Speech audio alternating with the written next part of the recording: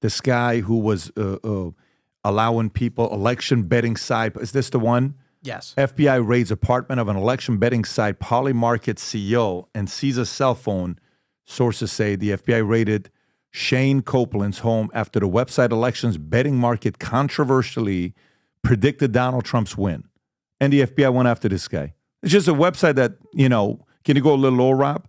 FBI seizes a cell phone, an electronic device, a betting site, PolyMarket CEO in a raid in his New York City apartment Wednesday. The company's market wagered correctly and controversially in Donald Trump's favor in bets who would win the presidential election, even though opinion polls showed a tight race. This is ridiculous. You lost 7 states, battleground states.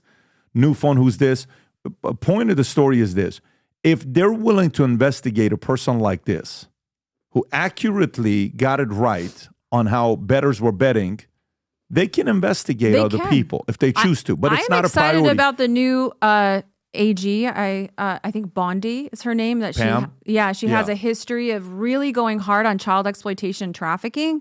And that is really encouraging to know because the fight's not over. I mean, Pornhub was criminally charged by the U.S. federal government for intentionally profiting from the sex trafficking of over 100 victims in a notorious crime ring, a trafficking ring called Girls Do Porn. Now, the guy that was running the ring was on the FBI's most wanted list, and he was a partner with Pornhub for years. I mean, he had 800,000 subscribers. They had 600 million views on Pornhub. And so the federal government did investigate this. They criminally charged them. And this was in December of 2023. So you could look up DOJ Pornhub charges, and you could see that if you want to. Unfortunately, this was only about the specific victims that were represented by this particular crime ring. And there's so many more victims who are awaiting justice to be fully served. And so I hope that what we'll see, the wheels of justice turn slowly, but they do turn. And I think that we're not done with this fight for justice yet. And I think they will turn. And I think we will see full criminal prosecution of the owners of Pornhub. And I hope that we do. Because when that happens, there's going to be a huge deterrent to other abusers. And I think that's a key point here, is that deterrence is so important. And we've seen it in other industries. When there's accountability, think about the hedge fund insider trading, right? When we saw criminal prosecution, when we saw huge fines, we've seen it diminish, right? Yeah. Look, to me, I ran an insurance company for 15 years. We sold. I've been in insurance since day before 9/11. And I've been in that space. And I'm around a lot of sales guys. We're in 50 states. We licensed 60,000 insurance agents and a lot of young men. We were 54% women, 46% men. A lot of husband and wives got married. And one of the common challenges while you're sitting there mentoring a young guy or you're in a sales office walking around, can't tell you how many times I walked in on people watching porn, okay? And look, it's the direction we're going. It's going to be there. AI is going to take it to a different level. Virtual reality is going to take it to a different level.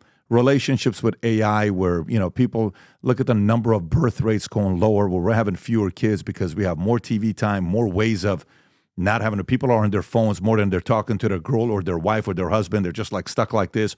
Normally, if that wasn't there, they'd be spending time together. So this eliminating porn is going to be very difficult to do. My biggest challenge with this space is going to be underage. Yeah, of course. I have zero tolerance. I don't have any tolerance for it. Good. Zero tolerance when it comes down to that. Zero. My entire conversation with them was, okay, so now you run one of the bigger sites. If you're running one of the bigger sites, that traffic comes through you. What if laws can force you to do the right thing? Because if they don't go to Pornhub, that traffic's going somewhere. It's going to go somewhere. What if that becomes a standard and enforcing all the other companies that are benefiting from it to say, here's the guidelines you have to follow? Yes. Because you can take this guy down who's selling cocaine to everybody in the community. Somebody else is going to go sell that cocaine. It's going to go, something's going to happen. Versus getting to the bottom of it and seeing, where's the cocaine coming in from? Yeah. Where's the fentanyl coming in from? Where are we selling this stuff? What do we do with the damages that this is taking place? I posted something the other day, which obviously is not, constitutionally it's illegal. I said, this whole illegal immigration stuff. If somebody commits a crime in America and you're a U.S. citizen, whatever the laws, you get the crime. But if you commit a crime in America and if you want to pull it up, Rob, in one of my tweets, and you're an illegal immigrant, I think the punishment should be 5 to 10 times. And if it has to do with anything to do with kids, rape, anything, you go to jail for the rest of your life. Zero tolerance. Come do that on our homeland. You get death penalty, done. Don't touch our kids. Don't touch our women. Don't mess with them. You're going straight to jail. And even at the highest level, death penalty. And obviously, that's a little extreme for some people. It's my position. I think there needs to be some kind of a punishment if you mess with this great country that we're living in right now. Yeah, this is the one. I appreciate your passion for justice. No, I'm not okay with that. I'm not okay with that because, and the other part is educating. Like when I joined the Army, I'll never forget when I joined the Army, our drill sergeant taught us, I was 18 years old, we're at a unit, and they said, hey guys, before you have sex with a girl, ID them. Can you imagine how weird of a thing that is to say? We're like, what do you mean? He says, before you're going to go, because you're going to go out, you're going to have a lot of interaction with girls. They like guys in uniform. ID them. Don't do anything. Like, that's kind of weird. Why? Everybody's asking why? If they tell you they're 18, don't believe it until you see the ID.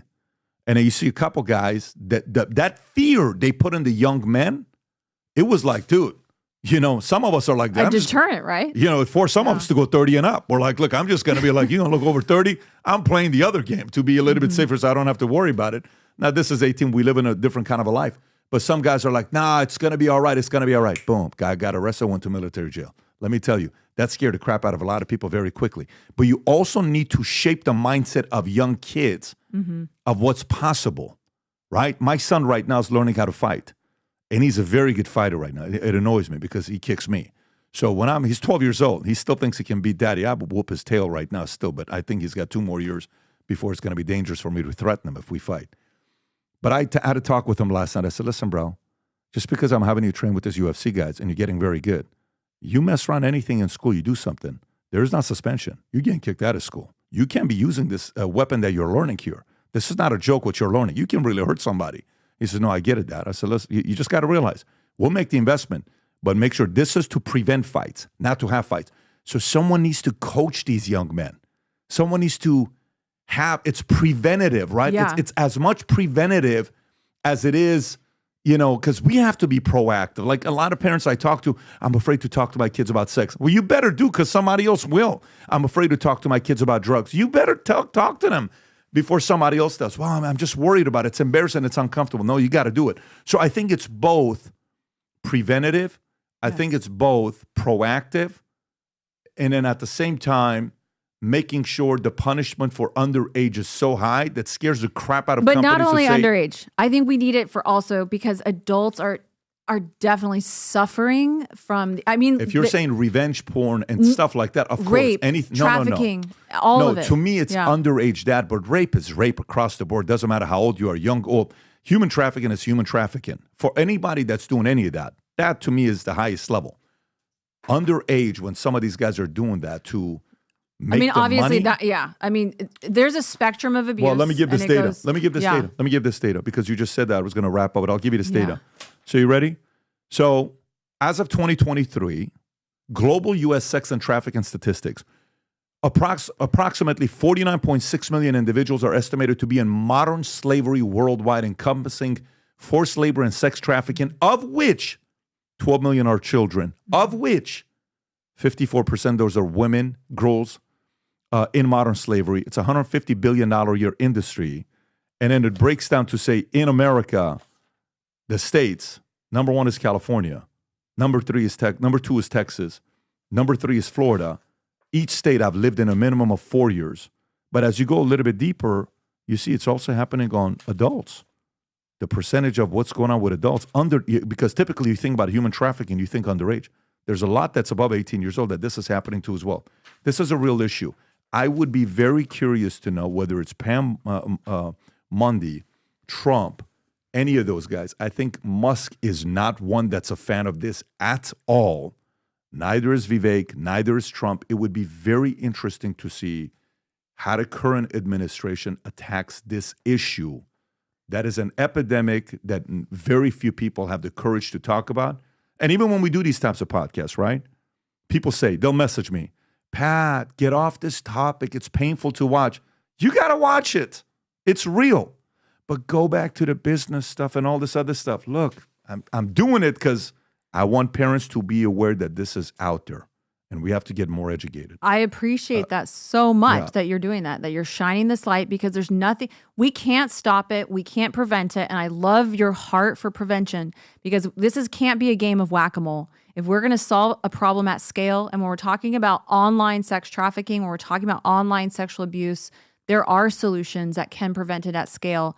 And I think that that's what we really need to focus on. Yes, justice, but also, like you just said, prevention. Prevention is the key. And thank you for shining a light. Thank you for using your platform, because what I've seen, what I've learned is that this movement needs all of us. And, the businessman who has a platform, the lawmaker, the journalist, the lawyer, everybody, and including everybody at home who could simply click share, could click like, make a comment. It actually means something. You're going to think I'm crazy when I tell you this, but the last 13 and a half years, I've been working on my first fiction book to write, ever. Fiction book to write. And while I finished this book a year ago, I got the strangest phone call about one of the characters in the book, where the guy wanted to meet with me, and he read the book. And afterwards is like, wait a minute, am I the villain in the book? This is a story about a character named Asher, who is half Armenian, half Assyrian, whose father was involved in the Iranian Revolution, linked to Savak, working with the Shah, that they escape, and he gets recruited to a secret society. When you go to the secret society, it's been around for a couple thousand years. They've developed some of the craziest leaders of all time, and they test you. There's unique tests that they have at this society where they test to see your emotional mental toughness. One of the tests that they have is very rigorous. It's purely mental. Of course, there's a physical one, but one is mental and emotional. If you're Armenian, if you're Syrian, if you're Persian, this is a book you're going to be reading and saying, holy moly, this is the kind of stuff you talk about in here? Yes. If you're somebody that's fascinated by history, this is a book for you. Characters. There's a technology that this society, secret society, builds where you go into a vault. I won't spoil it for you. When you go down, they have a technology where you get to sit down and watch and have a 3-4 hour conversation with Tupac. You can set up a debate between Karl Marx and Ayn Rand. Karl Marx is in the book, who wrote Communist Manifesto.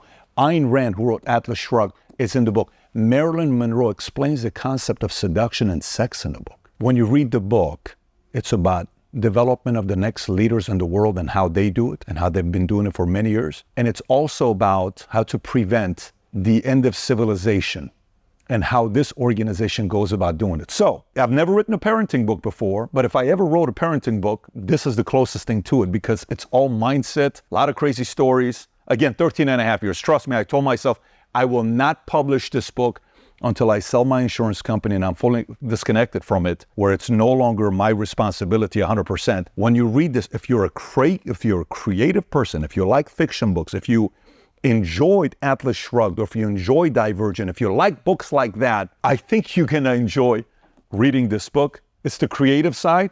Business books is very easy. Here's how you do it. Here's how this how it works. This is very creative. If you haven't placed the order yet, now you can order it on Simon & Schuster, Amazon. I'm going to put the link up below somewhere here, maybe even in my profile. Go order the book and read it. I've never written a book where I can't wait to read your reviews to see what you think about this book. So I'm going on this wild journey, and we have some plans with this book here. If you support the things that I work on, I would appreciate you going and reading the book, order the book on Amazon, and then post a review. If you enjoyed this video, you want to watch more videos like this, click here. And if you want to watch the entire podcast, click here.